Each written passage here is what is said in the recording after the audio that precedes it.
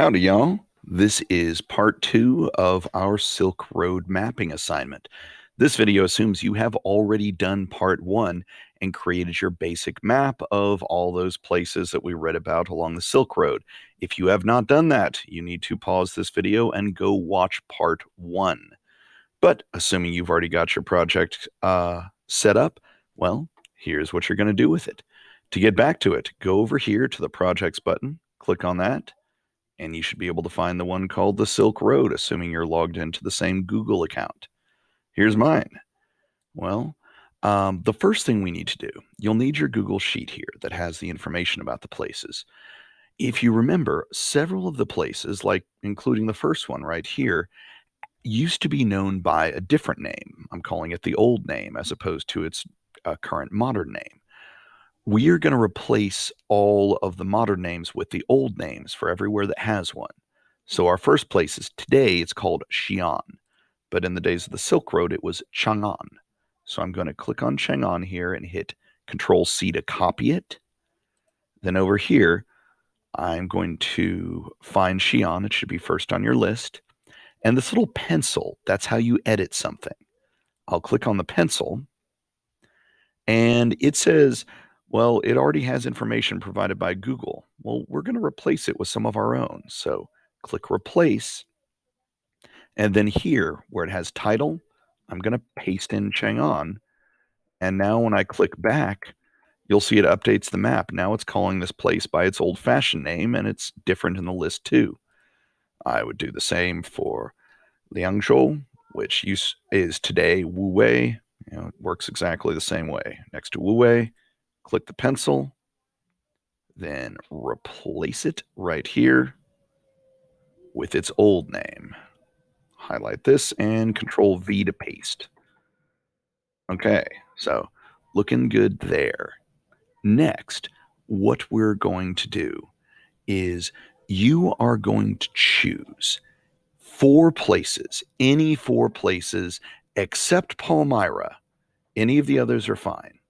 You are going to choose 4 places, and I want you to pick some feature of that place that existed a long time ago. It could be a building, it could be a mountain, it could be a river, it could be a statue. It can even be the stuff that I already used in my story. I mean, if you look over here, the what's in the picture, I listed out something that you conceivably could use for each of these cities. I'll remind you one last time, for this part, do not pick Palmyra, but kind of as an example here. For Lanzhou, China, the feature that I used in my story was the Yellow River. Well, we're going to make this map talk about the Yellow River. In order to do that, I'm going to search it up real fast. Yellow River.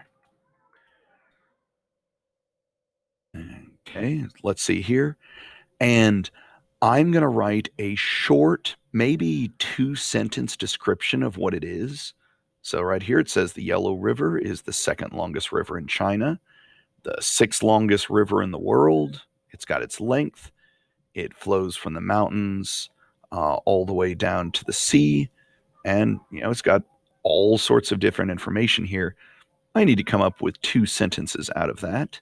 So let me go over here. Now this is Lanzhou. We're going to edit it just like we did before. Go ahead and replace this. Now this time we don't need to replace the name. We can just leave it as Lanzhou. But down here, start by typing the name of the feature you chose, Yellow River.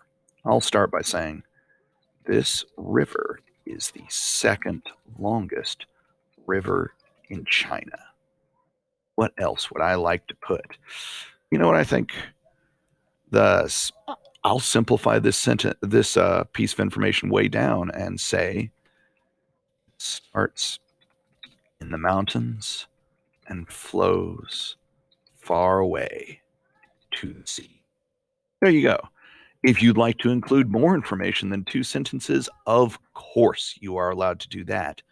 But one other thing you're going to need to do is I would like you to upload a picture. Well, the place I searched up information, there's probably going to be some pictures. There's actual photos, which is what Mr. Murray mostly used. I could use that, or this is some pretty artwork of it. I think I'll use this. I am going to save this. Save image. Save it in my pictures folder. And then over here on Google Earth, when I click on this, the you guys may be more comfortable doing Google image search. Mr. Murray is all about uploading things, but you know what? I'm going to do this the way you guys probably will. So Yellow River. And oh man, it has got me lots of pictures I could use for the Yellow River. Did not come up with that artwork I wanted, but that's fine.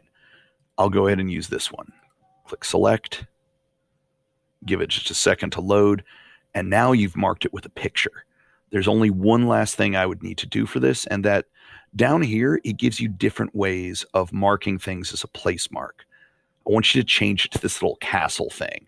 Now it says that's supposed to be for historic buildings. I'm just going to have us use the castle thing for all of it. So this way, when your teacher's grading it, they'll be able to see, ooh, look, Lansho, that's one of the places you picked a feature for. So when I'm taking a look at it, I'll be able to see it and go in and check it out.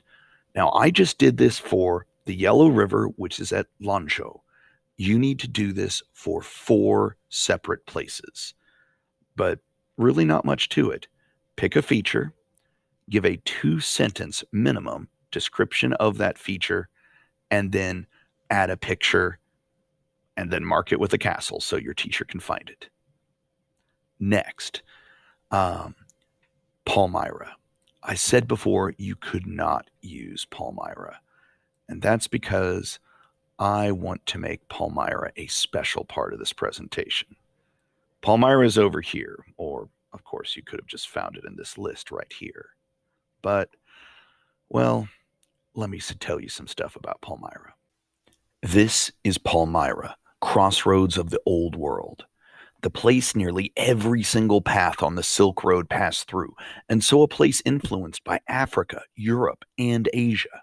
A place where the dry, desert climate has preserved pieces of our shared culture. Buildings that are a mix of European and Asian styles. A place where cultures from all over the known world mixed and left their mark.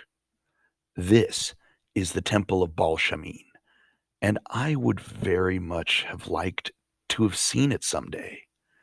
That chance was stolen from me and from all future generations when ISIS forces captured Palmyra in 2015 and chose to destroy that legacy that had been left for all of us.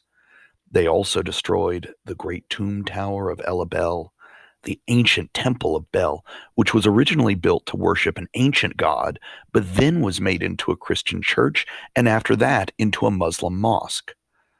They destroyed the Lion of Alat, doubtless without even giving a thought to the message of universal peace that was written at its base. They did not destroy the Roman theater, instead defiling it by using it as an execution ground. For people like this man. This is Khalid al-Assad, and he was one of the directors of the museum at Palmyra. While ISIS advanced on his city, he had time to escape, but instead he stayed behind, helping others to get away and also hiding as many relics from his museum in secret places around the city as he could so that ISIS could not destroy them all. When ISIS arrived, they seized this 83-year-old man and spent a month doing their best to force him to tell where he had hidden away the treasures of our shared past. They failed. He did not tell them a single thing, and so they killed him in that theater in cold blood. Once ISIS was forced out of the city, the people who had forced them out managed to recover the artifacts that this man hid. Guys, I refuse to let ISIS win or let Khalid al-Assad's sacrifice be in vain. We are going to do a very small bit to help remember the things that ISIS did their best to take from us. Here are some of the most important ancient structures from Palmyra. People are already working on rebuilding them from the original shattered stones, And I'm going to have each of you pick one of these 5 structures and incorporate them into your Google map. I even included links for you in the Google Classroom assignment description. Basically, you're going to do the same thing you did for the other 4 cities. Pick one of these 5 things, edit Palmyra on your Google map, add a picture of the structure you picked, and a description. The only difference this time is I want you to add 4 sentences rather than 2. That's it. Give me a second and I'll show you how to turn it in. To make sure you're ready to turn it in, you can do a quick glance through and make sure that you added pictures and a description for features of 5 cities, one of which should have been Palmyra, and that you've updated the names. You can make sure you did 5 cities real fast by making sure you change the icons. See, I did this one, this one, this one, a couple more over this way. There's Ecbatana. I updated that name. And of course, I did one for Palmyra. So I counted 5, one of which was Palmyra. So I am hopefully good and ready to turn it in. So my assignment looks different because I'm not actually allowed to turn something in into my own class, but I'm going to show you how this works. Where it says your work, click Add or Create and click Google Drive. Now, assuming you just finished recently, it should actually be in your recent files. See, for me, it's right here. It's going to have this little blue circle icon, and it should be named the Silk Road.